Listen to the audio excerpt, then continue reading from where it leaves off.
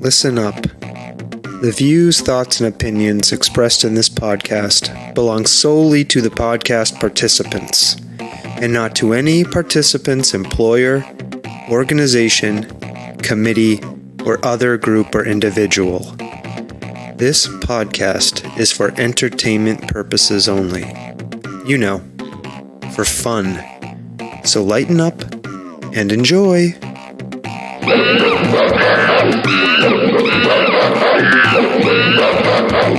Oh, stomping Jen, the apes are calling. Oh my gosh. Well, I'm excited. I am super excited. On this episode of the podcast, we are talking to another amazing artist. Mm-hmm.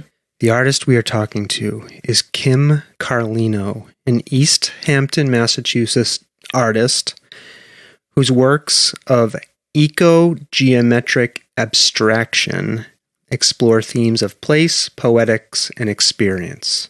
Okay? Mm-hmm. That's a lot. But That Kim was is gonna help Good us job. understand this, right? That's what we're gonna be talking to That's her right. about. That's right. And her work has appeared in places like the Boston Globe, the Miami Art Guide, MSN.com, and lots of other places. Yes, they're up on walls. Yes. Murals. Giant. Yeah, lots of questions Yes. about this, okay? Yes. Are we ready to talk Yes. to Kim Stomping Jen? I am. Okay, let's All go. right.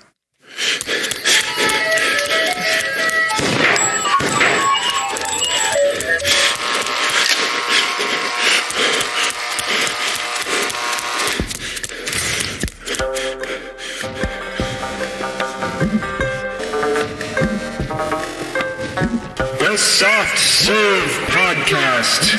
Creamy, delicious ideas without the creepy truck.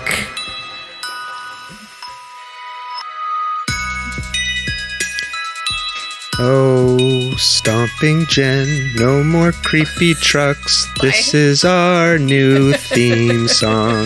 Why do you keep singing to me tonight? I don't know. There's something about you that makes About me want to me? sing to Oh you. my gosh. Right? But we tonight are not going to sing to our guest, Oh, thank goodness. Kim Carlino. But who knows? Maybe we will. I do like to sing, but we are going to say first hello to Kim Carlino. Hi, Kim. Hey, how's it going? Good. Thank you for being here. We really appreciate it. I wanted to give you a chance to kind of fill in any gaps in telling us about who you are that I might have missed. Yeah, thanks for having me on. It's nice to be having conversations right now. I feel like desperate to be talking to other people in these kinds of contexts. So thank you. What would I say about my work? So I would say I split my time between kind of a studio practice and a public art mural practice. I've been doing the murals since 2014. So I guess I'm going into my 7th year. And you know, I started doing them as a way to kind of expand my paintings as wall paintings. And then I just really fell in love with working in the public realm and getting to engage people while I was making them. And that kind of fed into the work. And it all becomes this kind of circular process where, you know, the working large informs like the smaller works and all of the different scale of like gesture and mark making and pattern and forms. And so that's, you know, that's kind of where I'm at right now. I mean, it's kind of seasonal because of, you know, indoor, outdoor work. And right now I'm in studio lockdown mode, which maybe I don't want to use the term lockdown, but it's something I do every winter is I go into the studio and I just explore materials, think about what I'm doing and think about what I want to do for the coming year. And so I'm in that phase right now of just painting a lot and writing proposals for murals. So And we definitely have lots of questions for you about the murals and the different kind of scales of paintings you do. For our listeners, I want to encourage them to go, as we're moving ahead with this conversation, right? Maybe just hit pause for a second and go to Kim's website. Look at some of her paintings. They're on her main website, which you can find a link to in the show notes. I will post them in social media as we're advertising this episode. Look at Kim's Facebook page or Instagram and really kind of look at some of her visuals and the paintings she does, because they are very unique. And I want our listeners, as we're going along with this conversation, to have a sense of what we're talking about. So listeners, go do that. That is your homework. All right, so hopefully they've gone off and done that. But Kim, I want to give you an opportunity to kind of describe your painting style to us and your design aesthetic, if you can. Sure, yeah. So you're right. It's this unique blend of a few different things. When I think about like the other artists I'm inspired by, it's, like Stella meets Carrie Moyer meets Helen Frankenthaler meets Saul LeWitt. There's like all these influences, and I like things that are disparate and trying to pull them together and put them in relationship in some way. And in a relationship that has some like kind of tension, but resolves in some kind of harmony. So, like I came up with this idea about this eco-geometric abstraction and really thinking about those two things coming together, this kind of organic, fluid, earthy forms mixed with these very structured, rigid, like adding that in. And so, geometric abstraction, when you look at that on its own, it doesn't have this kind of like softer, fluid, organic side to it. It tends to be these, kind of very like hard-edged, solid forms. And I wanted to bring in, I guess like the feminine to that, because I really think about it as like,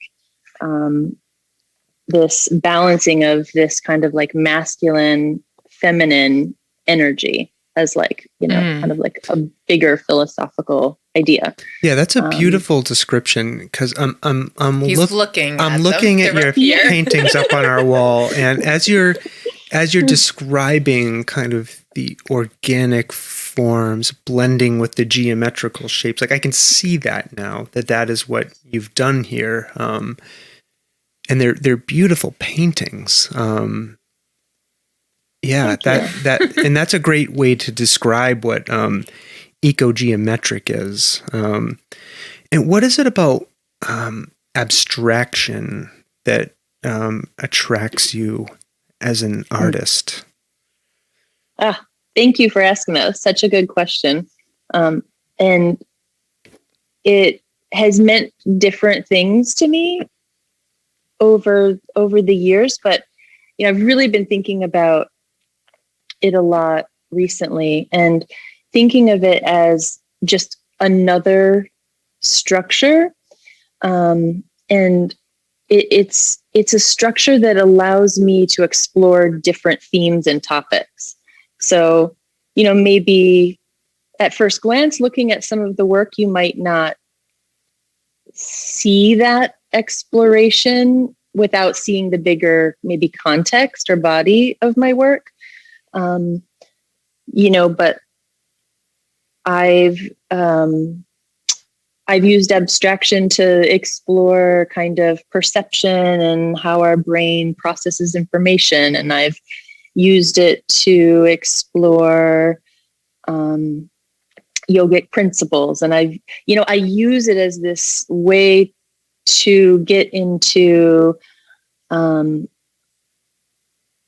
this visual language that can describe like a process, like a certain aspect of that process that I'm looking at. And so it's a way to create this structure to then explore into different concepts. I'm an avid podcast listener from, everything from, environmental to like neuroscience to, many different things. And so those things are all kind of like tumbling around in my head, and sometimes some aspect of it sticks and it filters into like thinking about, how to take that, like that theme and explore it in this real visual way without having to be literal about it. So yeah, and with abstraction, I imagine, and correct me if I'm wrong, some of the intention is to leave the experience of the interpretation of the painting up to the viewer, right, of the painting. So do you ever get the question, like, what is this painting? And totally. And how do you, as an artist who may not want to necessarily say that, right, and let the user have their own experience, like, how do you answer that question when you get it?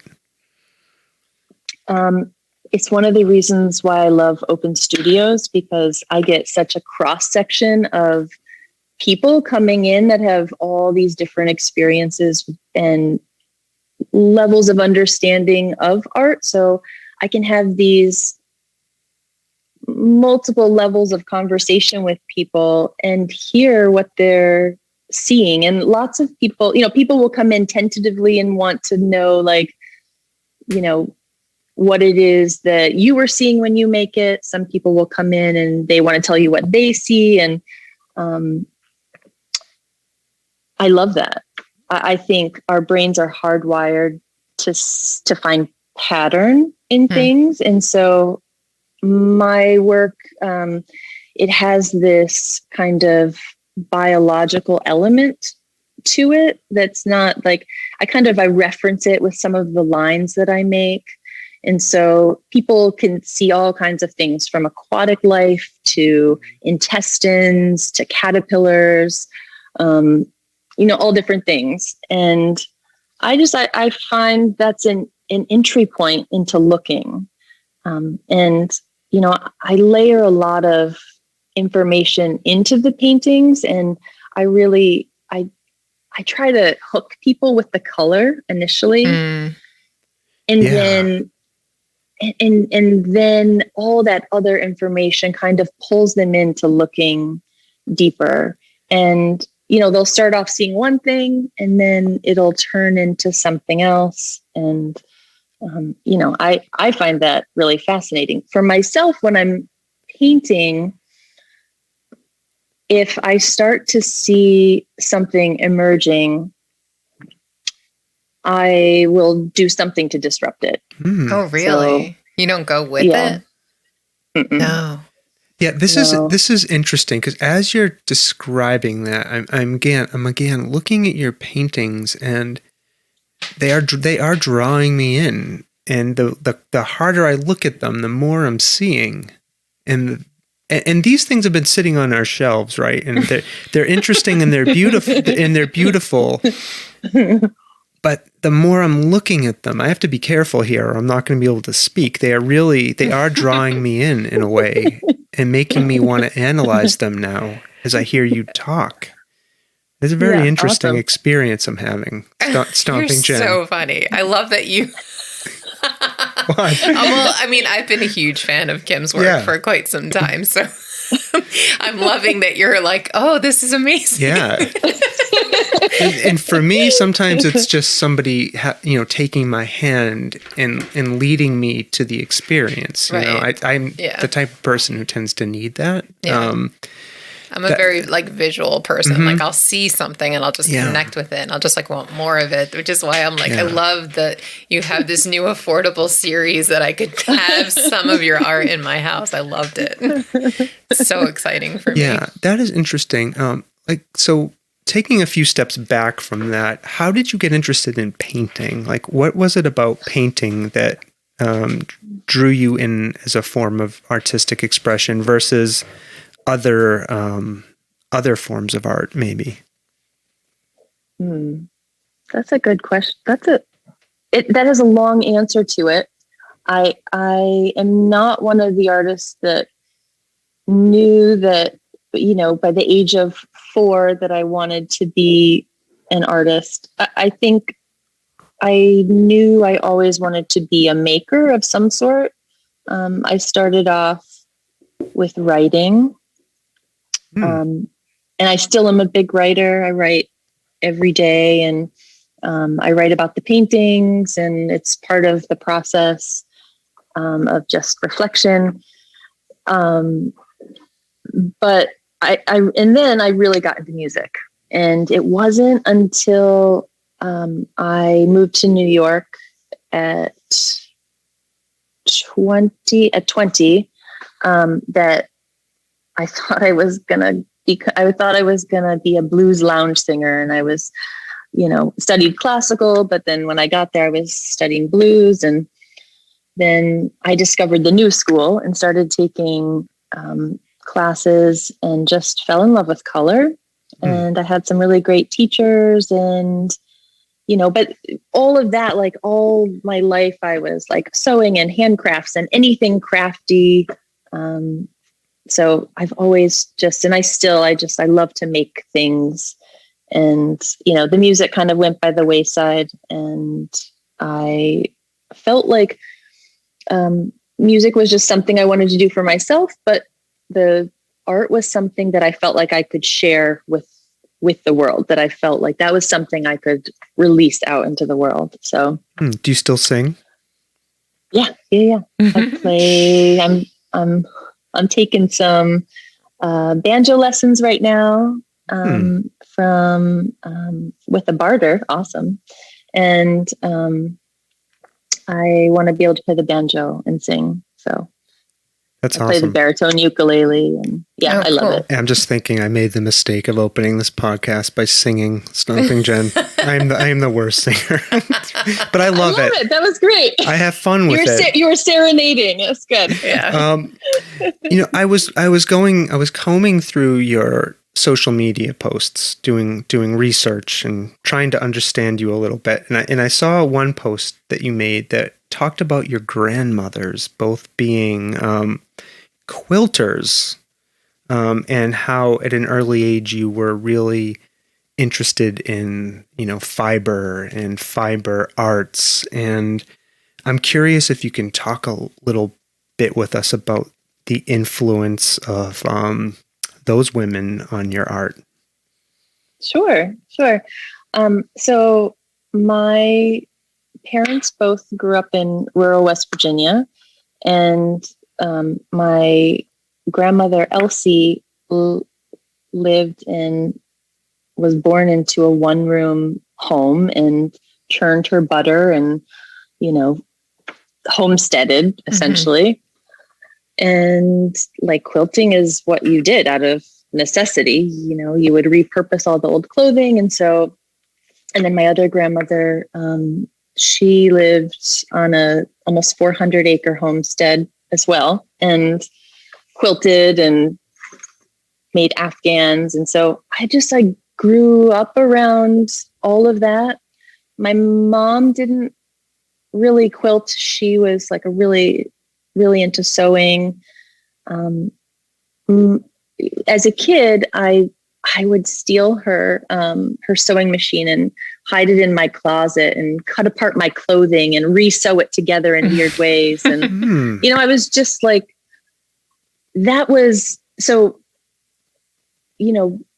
my parents weren't exposed to art, but they grew up in that generation where you made everything yourself, you did everything for yourself. And art was in craft. So, I definitely, that was my influence into like, making things like as a kid was seeing, like I did cross stitch and, embroidery and, but I have all my grandmother's quilts, and, I'm starting to bring in some of the designs from 18th and 19th century quilts into the patterning in my work now. I'm pretty fascinated at how, for women, it was kind of it was one of the only acceptable ways of expression. And if you look at some of the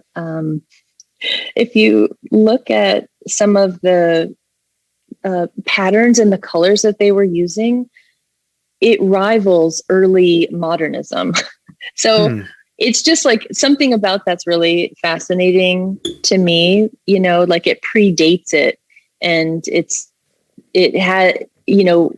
considered this like women's handcraft, which has this derogatory kind of tone to it. So I don't know. There's something about like bringing in these beautiful old patterns into this fine art context that that's just really thinking about right now. Yeah, that's really interesting. And I'm thinking about something you said about sewing together like maybe the disparate pieces of fabric. Could that have been an early form of like abstraction, like beginning to think about things that maybe weren't meant to go together at first glance, and then weaving them together into a singular piece?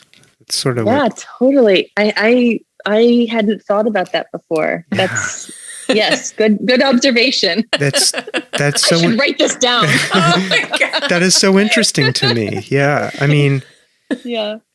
Wow. So also, yeah, go ahead. That's so. I should back up a little bit and say that I think, well, I know where it comes from. So I was adopted, and I knew from my earliest memories that I was adopted, but I was very unlike my family. I come from a Baptist minister's home. My parents are very religious, very strict. However, they homeschooled us, and so we had all this time for creativity and outdoors, and so there were beautiful aspects of it. But I always felt just different, and I was different. Yeah. And so I think that I'm constantly playing out that, just trying to reconcile living in different worlds. We all have these different hats that we wear and different aspects of ourselves that we are in different contexts, and the parenting role and the wife role and your work role. So I have the extra layer of like that I went through trying to figure out what's my role in this family. And I think that definitely is with that cutting apart, with that early, with the fabric, but then I would do it with music, and that's really interesting. But yeah, it really goes back to just, I guess trying to figure out identity. Really. Yeah. And I think I love that. Yeah. And that's often, I mean, that, at least I can only speak from my own experience here. That's a never ending journey, right? Is this exploration of identity. Yeah. One thing when I look at your paintings and I think about biological inspiration, right? I think one of the things that we find in living things is symmetry. And I notice many of your paintings aren't symmetrical, but they feel balanced to me. Like when I look at them, they, there's just you used the word harmony before. There's like a visual harmony and balance to them. Is that something you set out to deliberately try to achieve when you sit down and make a visual painting? Like, or does that kind of just flow out naturally as you're painting it? I think that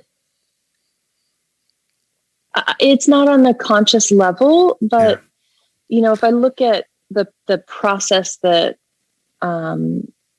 the process from like kind of beginning to end, it's one that's very much based in responsiveness. And so I create these pores, so these layers of like watery, translucent colors, and I build them up. And then it's this process of looking at that when it dries and continuing to look at it and like figuring out like, okay, where's, what is this particular piece calling for? Like, and so I find an entry point and then I build off of that. But it's really hard, in the looking, I am always looking for the moments of balance. And there'll be elements that I will add that are just super dominant. And I'm like, I don't know how I can bring this back. But that's really interesting too, because sometimes it's just the smallest little tweak to get it to all start to move together. And so, I think like the goal is to have it to unify. Like that's, really what I want to happen. And I think part of that is the unification of like those forms, but also it on the actual, whatever the surface is, whether it's the panel or the Yupo or the Tyvek. So how long, this is maybe a ridiculous question, but I'm hearing at least that your paintings might take, they might evolve over a period of time, right? You don't do them I'm not a painter. I have no idea how you all accomplish these amazing works, but I'm assuming you don't do it all in one sitting. Do you work on them over a period of time? Yeah, I mean, it depends. Like looking around in my studio right now, I just have a lot of things happening. A lot of different pieces, including like 35 new minis that are like ready to be, that have all the kind of layers built up. But I think when I was first kind of starting out with this work, I would do, maybe batches of like 3 or 4. And, I do them in batches of color because, it's kind of like with anything. Usually the first thing you do is it's your kind of automatic usual way of doing something. And then the more you do it, the more that possibility kind of expands. And so I do like larger pours at once so that I just, I expand past what my ego wants to do, basically. And so sometimes I will see one that comes out and I'll know exactly where to start, and then it just flows really well.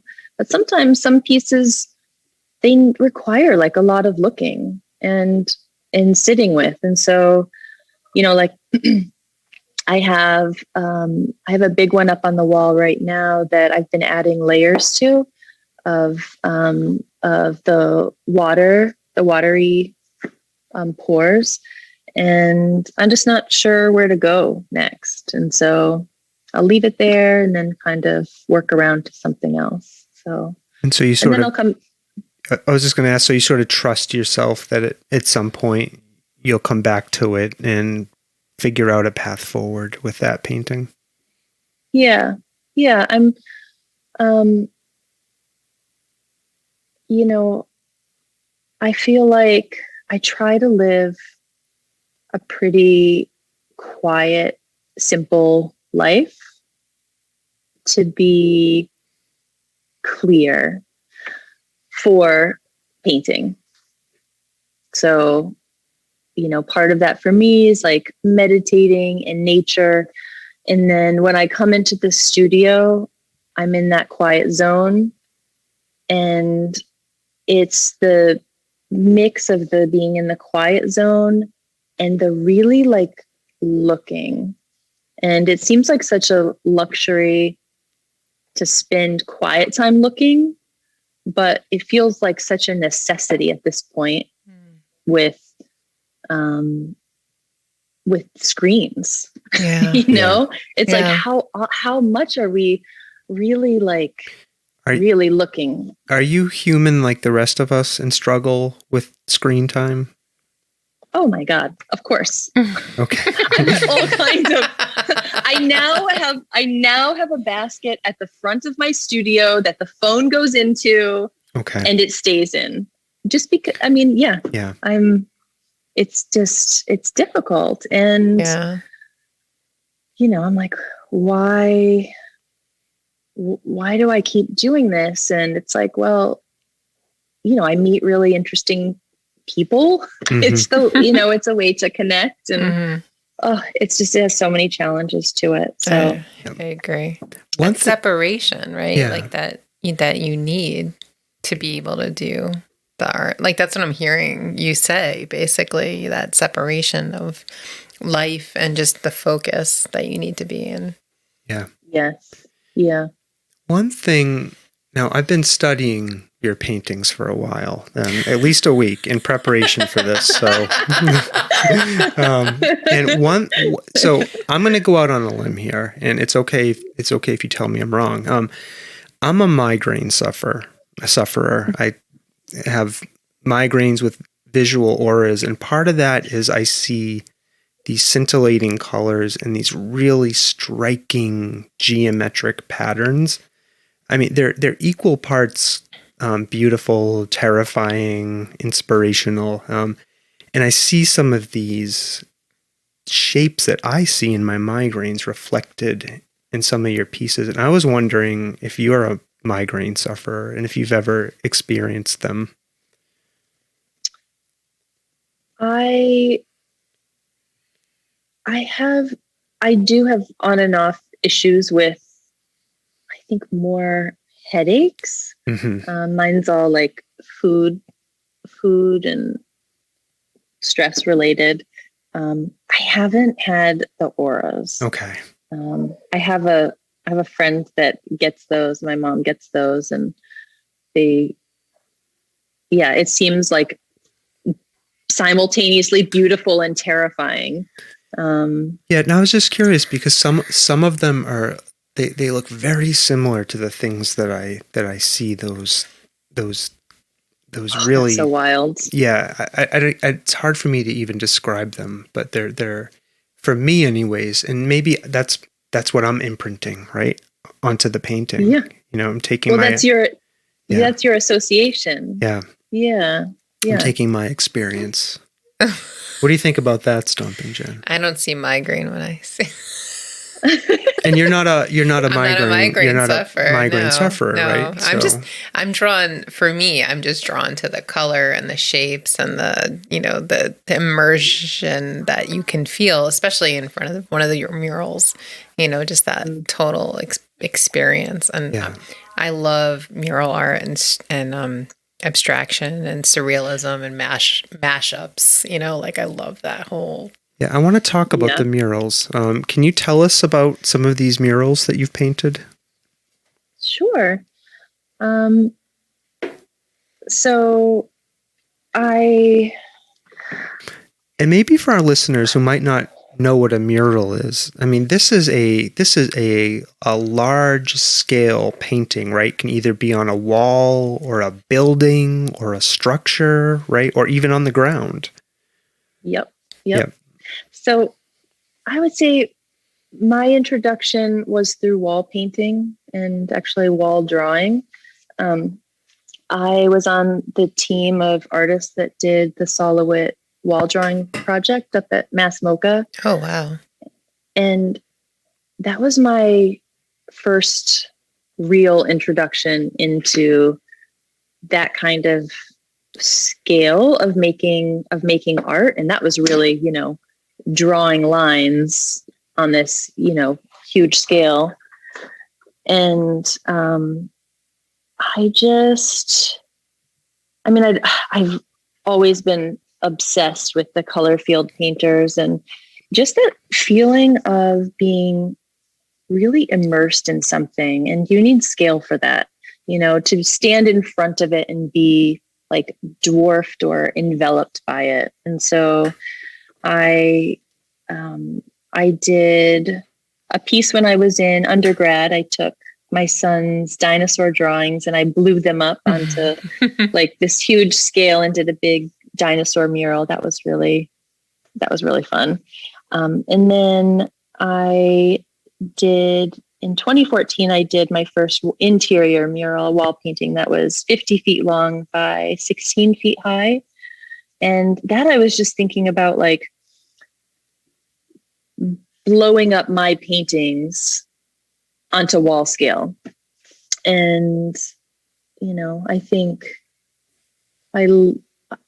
each one I do, I feel like I learn more and more about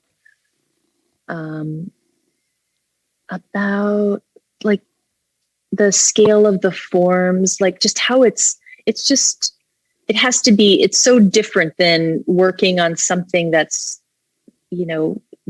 has like this smaller hand gesture. And so I started applying for mural opportunities, and I did my first big exterior one in Springfield, and it was based on Milton Bradley games, and that one was really fun. Looked like a big giant game board. Yeah, and you have a video of that on, I believe, your website where people can look at that. Yeah, it's really something else. Yeah, that's a fun time lapse one. Oh my god, I learned so much on that because it was this crazy brick with as this old building, and so it had to be like fixed and repointed, and I was working with like a city municipality, and I did most of it myself, and it was the first time I'd really used a scissor lift, and there's just all kinds of things to know, and then including weather. I mean, it's just I began to think of like mural arts as like its own endurance sport, because it's just like these crazy long hours, and there would be times where I would just be almost in tears, and someone would, because you're just like 15 hours in, and someone would come by and be like, I've been watching you out my window, and I just want you to know that seeing this brings me joy every day. Aww. And I'm going to get to wake up every day and see this, and it's just like interactions like that where you realize that the thing that you're creating is out in the public, and it has this life of its own, and it's for everybody. Yeah. And there's an aspect of that just really speaks to me. So, and so I want to keep doing those as long as, I am able to. They're pretty physical. Yeah. As I think about those, I think about, I'm reflecting on the massive amount of work you're describing goes into these. And I'm thinking to myself, these are paintings you're doing outside on surfaces. And I feel like you have to be okay too with the idea that over time, these paintings are going to degrade or fade, or, like there's an impermanence to them, I guess. Mm-hmm. Do you think about that going into the process of doing a mural? Not really. No, not really. And I guess I don't think about it so much with my work either. And also like being able to let my work go. I think that's ultimately what it's about, is being able to let things go. And, you know, for me, it's in the action of, it's the process, and there's this result from the process. And it's that being in the moment of the making, the being in the moment of, interacting with the people while I'm making. And then afterwards, like people like tagging, and I see people like the one in downtown Northampton, I see people on every time I'm there, and it's getting used for so many different things. And it takes on its own life. And part of a life is that, it won't last forever. So, I think I'm okay with it, because it feels like just another part of the process. Is it hard to let a painting go when you're done with it, either to say no? No, because it goes out and has a life. I love that. Yeah. I get messages from people that,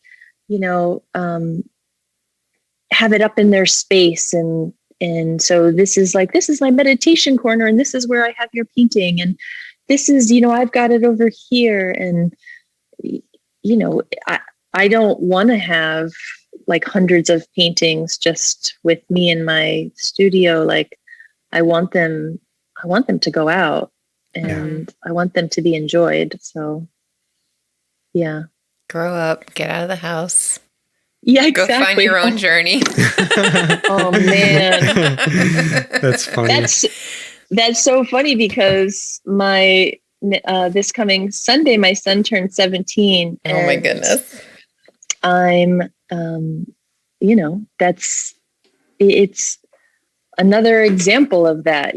He's breaking away to like start to have his own journeys, and it's super bittersweet, but that's what they're supposed to do. So exactly. Yeah. We're just behind you. We have a 13-year-old and a 10-year-old. Yeah.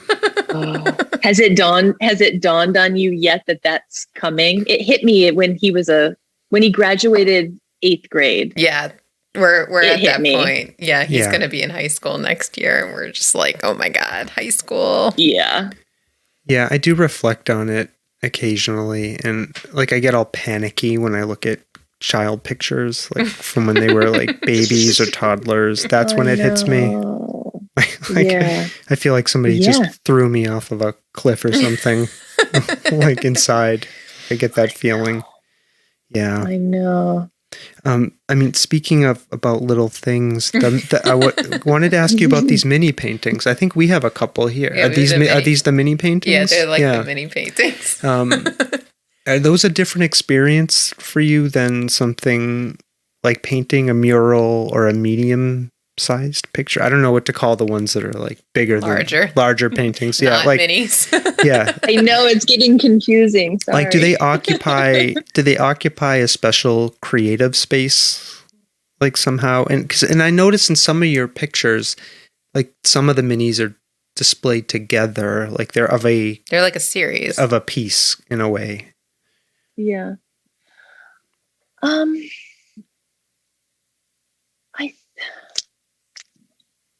think, small works have meant different things for me over time. And, I think traditionally we think of like the small work as like the sketch or the mock-up or the study for something else. And I don't, because all my work is so like direct and responsive, I don't really do studies. I do sketches where I work on, patterns, and I'll work out mural ideas that way. I'll work on like op art stuff. And so I guess, with the minis, I ordered some of the panels at that size, and I was thinking like, I was just going to experiment with it, and do like some kind of small works for, like around the holidays or for open studios or whatever. And I loved the size of it so much. It's almost like this kind of like huggable little, it's just like a little jewel box. It's just the right size. And it's the right shape for the interlocking of and the layering of the forms. It just all kind of worked. And, I thought, well, what if these did become kind of like these little jewel boxes that were just as like dynamic and potent and layered and complex as like the bigger ones? Like what would happen? And so I started really scaling down all the pattern, like especially some of the new ones have like I'm using brushes with like 2 hairs in it, it's very tiny. But I think, and I don't know, it seemed the right scale for this time that we're in, to be honest. It just felt like manageable. I could put all this into it, and it felt like compact, and I like the compactness of it. And I've done so many things in series. And so I love things that are modular, that can be singular, but then can go in groups of bigger things. And so once I did all those the first batch, and then I started working on kind of like the next iteration of it, I was like, oh, I want to see just like a wall installation of all these little ones. And so now I have some other ideas of how to incorporate some wall painting into that too. But I like that they really like focus you in, because it's, because of the scale of them. Yeah. So. Yeah. You also do commissions.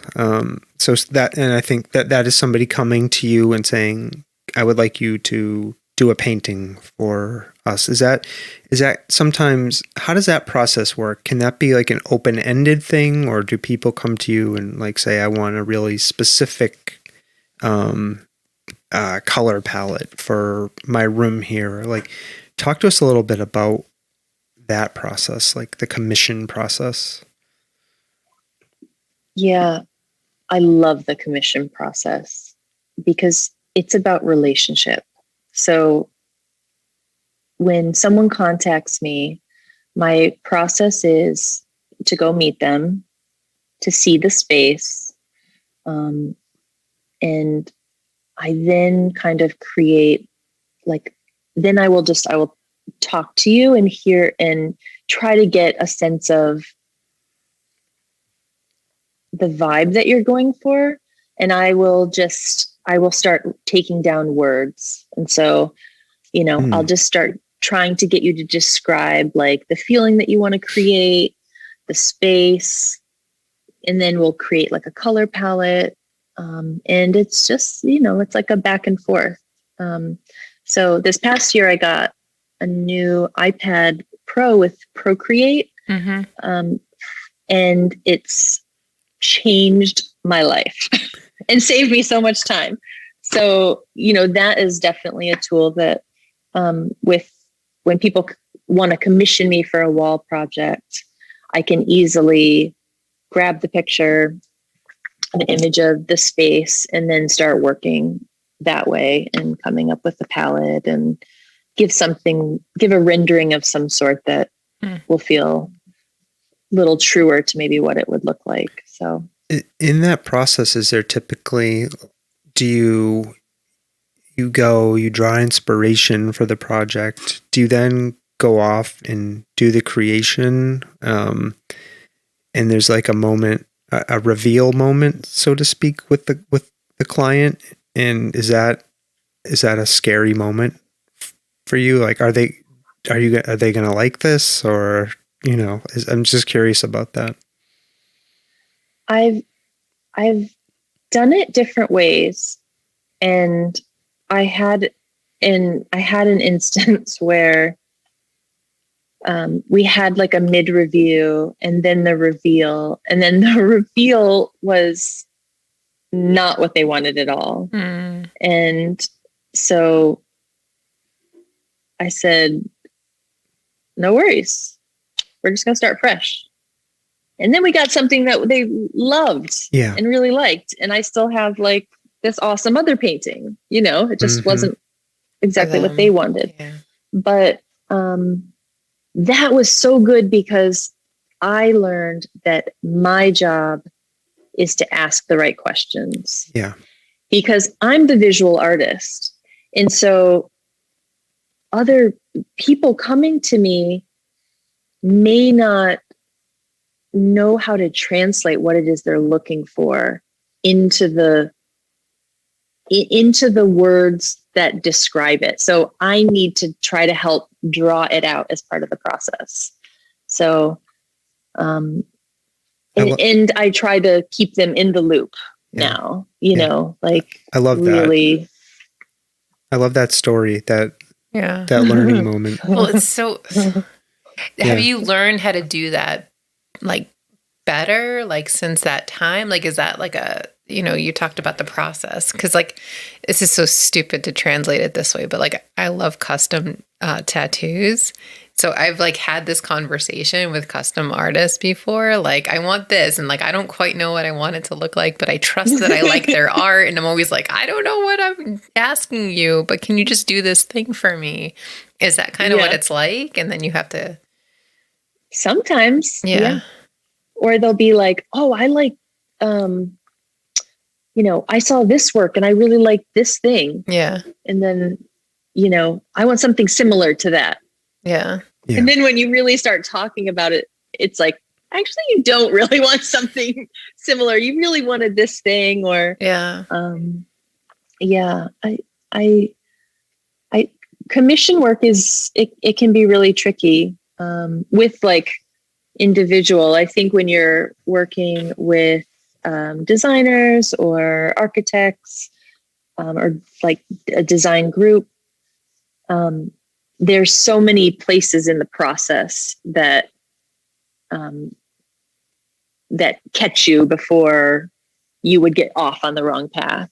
So, I try to bring those experiences and things I've learned from that into when I'm working more with individuals for commission work.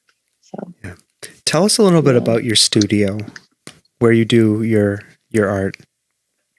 Yeah, so my studio's in Eastworks, and I've been here. This is my 8th year.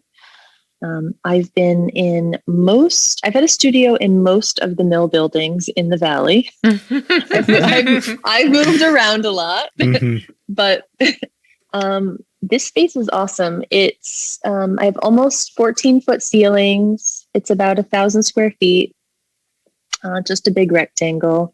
But when I moved here because I wanted to be able to have multiple works up at any given time, like big. I wanted to work large too. So, now I can have, huge 10 by 10 foot paintings up if I want to, or bigger. And I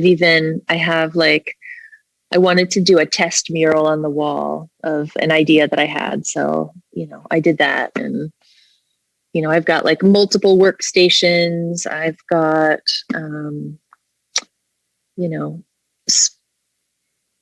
like spots that I put up for drawings and sketches, and, so I can have like a number of different things happening. But often when I complete a series or feel like I'm about to start something new, I do a complete refresh where I take everything down and put it away. I just got a new flat file. So now I'm in theory organized in quotations. And I start fresh. I noticed the wall. Oh, sorry. Go ahead. Oh no, I was just going to say, I like having, because I'm really riffing off of my own visual vocabulary, right? Like if you look at my work, it's a lot of elements that repeat, but repeat in different ways or in different combinations. And so having that up while I'm working is nice, because even if I'm not trying to like bring this thing from this one painting into another, it's just visually around me and in my periphery. So. Now, I was going to ask, I noticed the walls behind you are white. Are they white on purpose? Yes. Yeah. Can you tell us why? When I moved here, when I got the studio, I painted everything white, and my work is super colorful. And so I wanted and I'm on the north side of the building. So I don't get direct light. And I wanted a space that was bright. So I painted all of my like studio furniture stuff white as well. And I wanted just the artwork to stand out. And like, even when I frame things, I use all white frames. I like the work to float out away, and whatever the background is to just kind of melt back into space. So that was kind of, I guess, just another way to have like the least amount of distraction. Are you surrounded by other artists there? Yeah, this building, this building's really interesting. In that it's a mixed use building. So the second floor, when I first moved here, was really just for artists and craftspeople, and very a handful of like Pilates and meditation, but really mostly people who were making things. And I would say over the last 8 years, it kind of ebbs and flows. I think we've recently gotten a few new artists. With the pandemic, it's hard to see like who's here, but this coming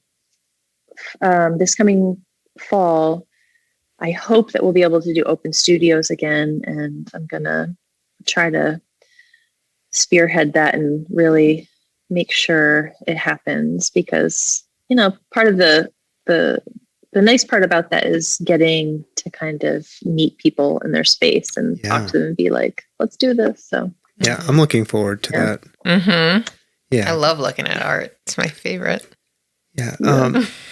So what does it mean to you to be a smart, strong, and successful woman in the art world? Hustling. Lots of hustling. Talk to us a little more about that.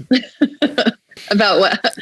What that's like? And it means I have no life. It means no, I'm just kidding. What does that mean? I mean, I think well, I get a lot of like, I didn't know they let women up on scissor lifts. You can drive that? Oh my God. Yeah. Oh my I know. God. But I think, I think that it's challenging for everyone. I mean, for me, I would say my best attribute, I think, is that I will outwork anyone. I'm like, one thing my parents gave me was this crazy work ethic. And this is the only thing I want to do. And so I'm hustling all the time, but it's because it's exciting, and I want to keep being able to do it and meet people. And I think the hard part is, rejection, right? Mm-hmm. So the best piece of advice that I've heard is to create for yourself a rejection list and put it up on your wall. And every time you get rejected, you write it down on the thing, and you just keep track of it. And you want to grow that rejection list. And basically the premise of that is that the more rejections you're getting, it means that you're putting yourself out there. Yeah. Jesus Christ, right? I love that. I hide from rejection. He's building his rejection list right now. No, I bury it. I drag it out to the backyard. I dig a hole and I bury it. I love what you just said. Where's it going to go? I don't know. I'm going to make one though. I know you are. I love that. With how many, the probability of not having rejection grows every time. Right. Yeah. So I think just learning how to have thick skin about it. And, I always think about about the four agreements, which kind of is like a big philosophy in my life. And the one about not taking things personally too. And so, you never know what that open call is looking for. You never know what that proposal is looking for. But what you can count on is people having eyeballs on your thing, whatever that is. And so I don't know, I try to live by that and keep putting myself out there. And it's funny, I'll have something I did, 4 years ago, something will come out of it, 4 years later. It's you don't know how these things work. And I think just having the faith to keep doing it is, that's all we got, really. That's right. So. Stomping Jen says that all the time. I got to play to win. No, well, it's the... That's that philosophy. Yes. Oh, you're talking about the karmic relationship. The karmic relationship. Yeah, I have this karmic relationship to the world philosophy where you put yourself out there and you never know how it'll come back to you. Yeah. Totally. I love that. Yeah. I need to study you too and learn from you. I'm going to listen back to this podcast repeatedly, I think. You should just listen to me more. Exactly. Kim, what's the most unusual thing somebody has asked you to paint? Oh, let me think.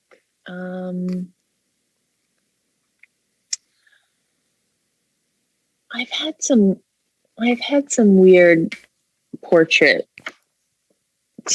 portrait things. I mean, now I even have a disclaimer on my website in my shop that is I only do abstraction, and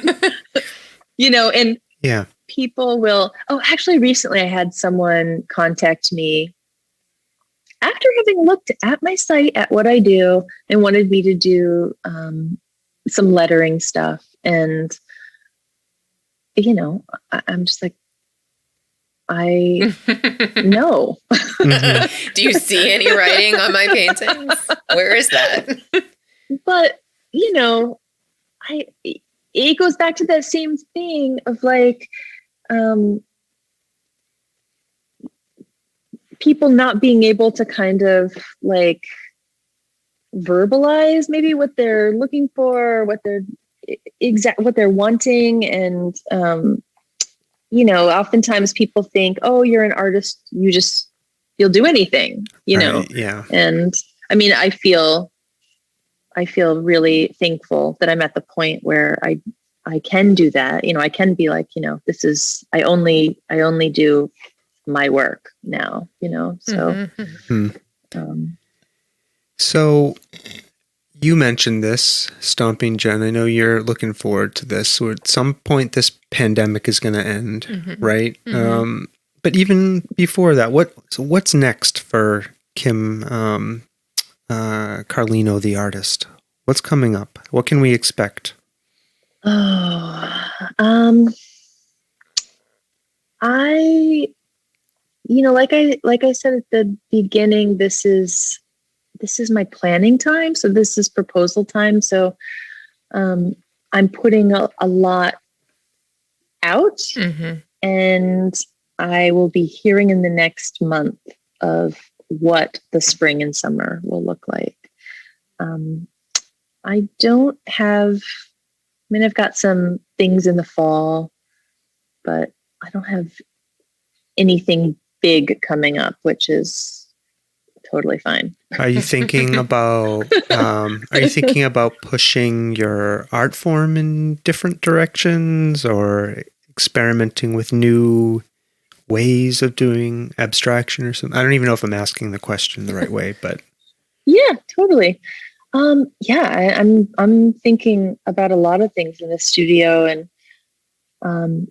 I just got a bunch of new stretcher bars to do some kind of like larger paintings. I guess that's really what I'm working on right now, is just kind of building up new body of work. And I'm trying to figure out this working with Tyvek. I really love working with Tyvek. That's what all my big pieces are on.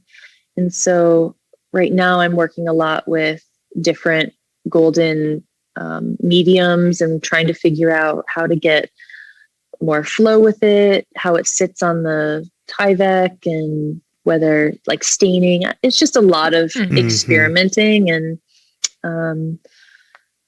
I have my newest works that I've been doing are this idea of surface tension. And so I have a bunch of panels to work on with that. It's just all studio stuff, just countless hours of painting and podcasts. Well, I'm looking forward to that open studio when we can do that, and we can swing by there and see what you're up to there a few months from now. Yeah, totally. As we're beginning to wrap up, anything else you want to tell us that we didn't touch upon? And no is an okay answer. That's totally fine. I have a quick question. So you branched out a little bit, I think, over the holidays. Like you made notebooks and like you had stickers and like all sorts of fun, sort of swaggy sort of stuff. Yeah. Are you going to do more of that in the future? Or was that just an experiment? Or so like I like to have things like that for open studios. As a way for, people to give a little gift, or just, another entry point for people to be able to kind of collect. So I do want to do more notebooks, because the company Denick that I use is awesome. They take proceeds and build schools, which is really cool. And it was founded by artists. And so but the quality of the notebooks just feel really nice. Yeah. So I'll definitely do more of those. And maybe bags. I don't know. I love a notebook. I know you do. Oh. Yeah, I have a big pile of them over there. They're filled with my my writings with and your notes. Yes, I take lots of notes. Work notes, though. Well, they're interesting from a certain point of view. Yeah. All right, Kim, what do you like to do? What do you like to do for fun when you're not painting? We know painting is fun and all of that stuff, but it's also work, and it's also But what do you like? What do you like to do when you're not painting? How do you reconnect with yourself? What do you do just for yourself? I spend a lot of time hiking. So I have redlined Mount Tom in that whole kind of vicinity. And every summer I go up to the Whites, and I've been working on the 4,000 footers. And I love camping. I would say currently, this past spring through fall, I was really working on like my field guides for wildflowers, and I used to study green medicine. And so I love just plant identification, botany. But my current obsession is chess. Oh, what got you into that? So my son and I've been playing for years. We love strategy games, and he's at that age where he doesn't want to play like Carcassonne with me. Or Stratego. So like chess feels like the adult, version. And then, of course I watched Queen's Gambit, which was excellent. Wonderful. Yeah. Yeah. We're big fans. Oh yeah. And so then I got Bobby Fischer's Learn to Play Chess. And so I've been covertly reading it and getting much better and having some good wins against my child. Yeah, I have to say, it's been humbling to be routinely beaten by my own son. Just like he can wipe the floor with me. Yeah. And it's that moment when I see him looking at me like, you're not going to do this, are you? Are you really? You don't see what you're about to do? And I do it, and he just goes, okay. But I'm also like so proud too. Like you've surpassed me. I would like to say that the wins get more graceful on their part, but I don't think they do. Yeah. So yeah, I can't play board games with Stomping Jen here. Oh, me? Yeah, she's the worst loser. She flips over the boards. Yeah. That's why we can't play. She gets board so games. mad. Yeah, but said son of ours has like mastered how to play Monopoly in a very twisted, like troll-like way, and like so he is always like, "Let's play Monopoly," and we're always like, "Nope, no one will play. No one will play with it's him. Torture. Yeah. It's terrible." Yeah. All right. Sorry. Go ahead. No. Okay. I was just commenting on Monopoly. Yes, how horrible it is. Yeah. It is. I refuse to play it. I'm with you. Game. I'm with you. I've never left a Monopoly game feeling good. No, it's terrible. Yeah.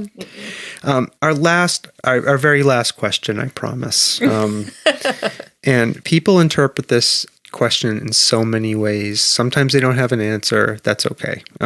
So what have you experienced that you cannot explain?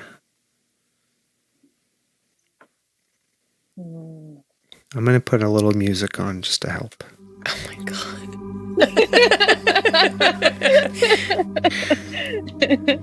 Well. Yes.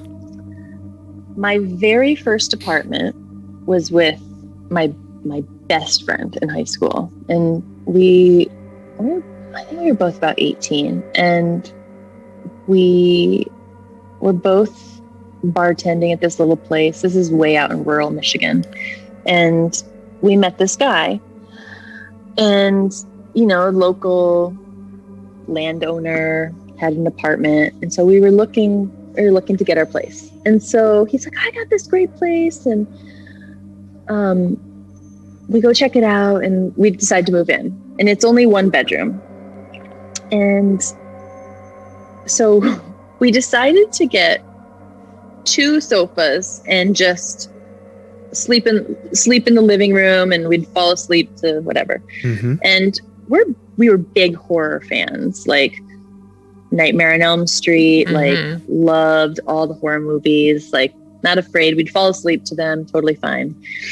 And it was so weird because we just didn't ever want to go in the bedroom. Yeah. And I'm getting goosebumps. The music. It's all that music. I know. I know. What happened? Did you go in the bedroom? So I never slept in there ever once. I think she slept in there a handful of times. But then one day I was home in the apartment, and it was like this huge, big kitchen, and with the table was in there. It was like a big eat-in kitchen, and I was in there. I was like washing dishes, and I had these like glass kind of like votive candle things, like a set of 3 of them on top of the refrigerator. And I'm in there, I'm all alone. My friend isn't home, she's at work. And they go flying off the top of the refrigerator. Oh my gosh. And I was like, I was so freaked out. And it happened one other time where it didn't go off with such force, but it was just like this unexplainable thing. And so my friend came home, and she was like, and she'd had some weird things, hearing weird things. And so we were talking to the landlord, and we were telling him that, the place was just feeling a little weird. And then we find out that someone the person before had committed suicide in the bedroom. Oh my gosh. And so then we went in and we looked, and you could see like they'd tried to patch the bullet hole, and so it had like this terrible thing that had like happened in there that they didn't tell us, but you could clearly still feel the energy of something in there. And like, so that's my explained unexplainable. Wow, you brought it. Thank you. That was good. That's all I got. Stomping Jen. Yes. I'm continuing to accumulate evidence of the paranormal. Yes. He's on a mission. Thank you, Kim. I appreciate that. All right. Kim, we're recording this late at night, just so our guests know. And I would love to continue to talk to you. I feel I could talk to you for another hour or two, but we're going to be kind and let you go. I first want to say thank you so much. It was a real pleasure talking to you. I learned a lot, and thank you. Yeah, I look forward to seeing more of your work. And yes. Yeah. In person. Yeah, in person. Yes. Definitely in person. And our listeners, we must address you before we go, right, yes. Stomping Jen? Yes. There are many things we have to say, but we'll keep it short. All right. First and foremost, thank you for listening. Yes, always. Without you, it is just Stomping Jen and I talking to our guests on the wall. Yep, right? That's right. And we appreciate you. Thank you. So what else? So subscribe and download and share with a friend. Help us out. Subscribe, download, tell a friend. That's the most important thing. That's right. When people hear us, they love us, right? They do? I don't know. I have no idea. I think so. The downloads are growing, so that's all I can say. Awesome. No, but and be safe out there. Yes, right? Be very safe out there. Wear a mask. Get vaccinated. Yep. Do all of those things. All the things. Right? And we love you. I said it. I am appreciating the fact that you're saying this more often, unprompted. Yes. Thank you very much. To our fans, we do love you. That's and right. Without further ado. Bye now. Okay. Bye now.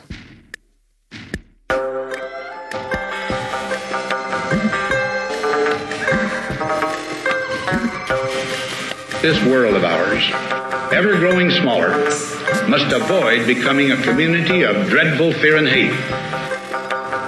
Those who have freedom will understand also its heavy responsibility. That all who are insensitive to the needs of others will learn charity, and that the sources, scourges of poverty, disease, and ignorance will be made disappear from the earth. And that in the goodness of time, all peoples will come to live together in a peace guaranteed by the binding force of mutual respect and love. I shall never cease to do what little I can to help the world advance along that road.